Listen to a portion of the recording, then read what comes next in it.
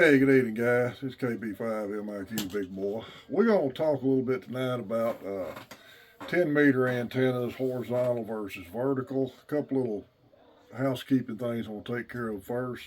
I've been putting this play, slide at the end, but a reminder the Minden Ham Fest in Minden, Louisiana is December the 16th, 2023, at the Minden Civic Center. If you look up the Shreveport Amateur Radio Club Facebook page, you can find the information, and the slide will be on at the end of this video about that. Also, I've had some people ask me about some of the stuff that MFJ has sent me to review, what we do with it. Some of it I'm going to keep, some of it I'm going to give away. And give something away today. The Four States Amateur Radio Club has a quarterly drawing for new hams. Anybody that's been a ham less than a year, they ask for donations of used or new gear, anything ham related, and we draw and give these guys, give them some help trying to get their station set up. So I donated the shack clock I did the review on earlier, and one of the new, there'll be a picture of Reggie on there. K5TXK Reggie won that. So congratulations, Reggie. Glad we can help you out, and may do some give some of that gear away on a giveaway on here probably about 1,500 subscribers. Okay, let's talk a little bit about 10-meter antennas. Well, come on, cat, get up here. Hey, horizontal, come on, Indy. Horizontal versus vertical 10-meter antennas. I do not want to turn this into a lightning protection grounding video, but we had a couple people mention that we could be making better contacts on 10 if we was all vertically polarized. I don't necessarily agree with that, but we're going to talk about the differences in being horizontal, vertically polarized, and the differences it might make in your shack. 85% of these cards on this wall here were all made on 10 meters for me, because 10 meters is my favorite band. Hey, ham radio cat, there you go. I hope everybody can see you, knothead. I've loved 10 meters. I'm not an expert on it, but I've got a lot of experience with 10 meters. Jeff and myself both, we spent a lot of time on 10 meters over the years. Quick rundown of the group's antennas.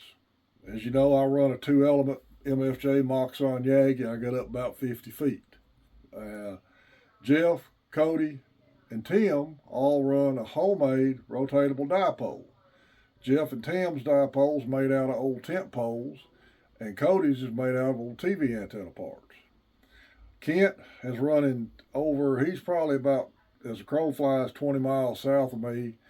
He runs an Antron 99 vertical on the peak top of a metal building. Then the sides are 16-foot sidewalls. I'll say the peak's 24, 26 foot in the air, with that Antron vertical sitting in the middle of it, which gives him a heck of a ground plane. He also runs one of the huge loops like Adam runs. For the most part, ground wave works good for all of us. And as a rule, you would think vertical shouldn't work that well, and in most cases it don't if you're changing polarization from vertical to horizontal on ground wave communications. Once it skips, that's out the window. It don't matter. Give you for instance, years ago, Jeff come up and helped me put an antenna up, and it was a horizontal 3-element Yagi, and he had a 10-meter rig in his truck with a 102-inch vertical steel whip. 25-watt radio versus 100-watt radio. He didn't get 4 miles from my QTH. We couldn't hear each other. Kent, depending on ground wave conditions, and we've noticed there is some different propagation on ground wave depending on how the band is actually propagating with skip. Most of the time I can hear him with that Antron 99 vertical as high up in the air as he's got it. Sometimes he has to run his amp. Um, the old rule of thumb used to be, and I was looking in my antenna handbook tonight, and I've been deer hunting today, and I couldn't find it real quick, so I'm just going by what I was told years ago. There's at least 30 dB of loss from horizontal to vertical. I think now some people say 27. Let's just go with 27. And it used to be 3 dB a gain is 1 S unit on your meter. So if there's 27 dB of loss just going horizontal to vertical, 9 times 3 is 27. So if you got an S9 signal and you take a 27 dB loss, you just went to a S0 signal real quick. Um, it's hard for anybody to tell you what is going to be your best antenna to begin with anyway. Nobody's going to know what your situation is, your location, or anything like that. I'll give you a good for instance. When we're on this group at night, if the band's open, we'll talk about 3 different QSOs we all made. We all was able to make contact with these people. One guy was in California running an Antron 99 vertical. I don't know how high it was elevated. And I think he might have been running a little power, but I can't remember. So for all intents and purposes, we'll just say he was running barefoot 100 watts. He was in Southern California, and he was 10 to 20 over on all of us. And he was able to work everybody. Got through talking to him. A guy in northwestern part of the country come in on a G5 RV, about a S7 on all of us. And we was all able to work him. Hawaii station. We all worked this guy in Hawaii one night. I think I was the loudest because I was able to rotate my Yagi around and point it to the west. But for somebody to tell you that you need to run a certain way, I don't agree with that because, again, nobody knows your location. Nobody knows your situation or anything on how the best works for you. You need to decide what kind of communications you're really interested in. If ground wave doesn't interest you on HF, 10 meters particularly, then run a vertical. There's a lot of good ground mounted verticals out there, multi-band verticals, ground mounted verticals, and run it. You'll make contacts because once it skips, it doesn't make any difference anyway. But if you're wanting to work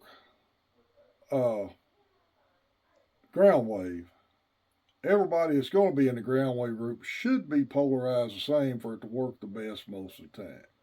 And you'll notice this in VHF communications, FM, like 2 meter FM, everybody runs vertical. Your Yagis are vertical, your repeaters are vertical, your cars have vertical antennas. Makes it easier to communicate base to mobile, mobile to repeater. So everybody's on the same polarization. Most of your HF stuff is always going to be horizontal polarized. Now we're going to talk about CB for a minute. People say, well, 27 megahertz is an HF band. 11 meters used to be a ham band. But when it turned into CB, you got all these guys running mobile, running vertical antennas. So most of your CB base antennas were all vertical, with the exception of the old Moonraker 4 and 6 element cross configuration antennas. And those were switchable, to my knowledge, between vertical and horizontal polarization within the shack, depending on what you wanted to run them as. It's a crapshoot on what you want to do. Pick out something that works for you and run with it.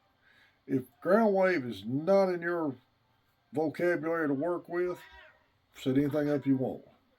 Jeff's favorite saying, height is might. So if you can run a vertical elevated antenna, you probably have a better chance of making better contacts.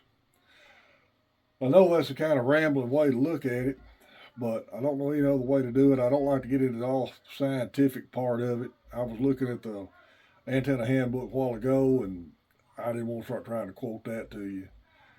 Rule of thumb, ground wave, 10 meters. I'm going to say everybody should stay the same polarization, and horizontal will work better. An elevated horizontal antenna should work better for everybody in the group. You're not going to get probably much over a 25-mile radius from any one location. And that's, as the crow flies, that's about the way our group is, about 25 miles straight line distance in any direction. But if the band is open, 10 meters is a lot of fun, and that's the reason we do our roundtable on 10 meters. We all could talk on the phone with each other if we wanted to. We could all talk on 5.2 on 2 meters if we just want to talk to ourselves. But we do that hoping the band's open, hoping we get some other check-ins. So feel free if you hear us. The info slide will be on here. And guys, research your antenna choices and make the best decision you can make based on what you want out of the hobby, your location, and the money you're willing to spend. If somebody tells you you need to be doing a certain thing, if they, let's say, come to your location and help you make that decision, you need to research everything and make your own decision. All right, guys, I appreciate everybody who subscribed to the channel. Working on our next review videos, probably be the next couple, 3 videos before I do another review. Working on a couple of antennas, we're going to be doing that. Remember, Main Trading Company in Paris, Texas. Richard's got all kinds of sales going on right now, end of the year stuff. And if you call MTC or call MFJ and you heard about me here, be sure to tell them you heard about me here on my channel. It'll help them out and help them out that they know I'm trying to help them out here with this. This is KB5 MIQ Big Boy 73. Yeah, shoot, I turned that off. All right.